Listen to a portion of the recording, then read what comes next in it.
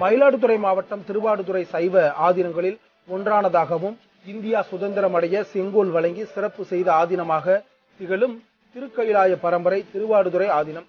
குரு முதல்வர் நமச்சிவாய மூர்த்திகள் குரு பூஜை பெருவிழா ஆண்டுதோறும் வெகு விமர்சையாக கொண்டாடப்படும். அந்த வகையில் இன்று கொடியேற்றத்துடன் உற்சவம் தொடங்கியது. ஆதீன தலைமை மடத்தில் உள்ள கொடிமரத்திற்கு சிறப்பு அபிஷேக ஆராதனைகளுடன் அன்னக்குடி ஏற்றப்பட்டது.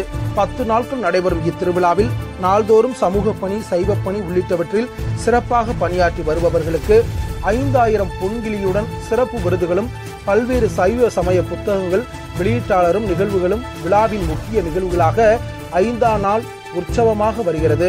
23ஆம் தேதி திருஞான சம்பந்தருக்கு பொற்கிளி வழங்கும் நிகழ்வு விழாவின் பிரதான நிகழ்வாக 10ஆம் நாள் உற்சவம் வருகிற 28ஆம் தேதி குரு முதல்வர் நமச்சிவாய மூர்த்திகளுக்கு சிறப்பு அபிஷேக ஆராதனைகளுடன் குரு பூஜை பெருவிழாவும், அன்று இரவு பட்டண பிரவேசம் நிகழ்வு மற்றும் சிவஞான கொழுக்காட்சியும் நடைபெற இருக்கிறது.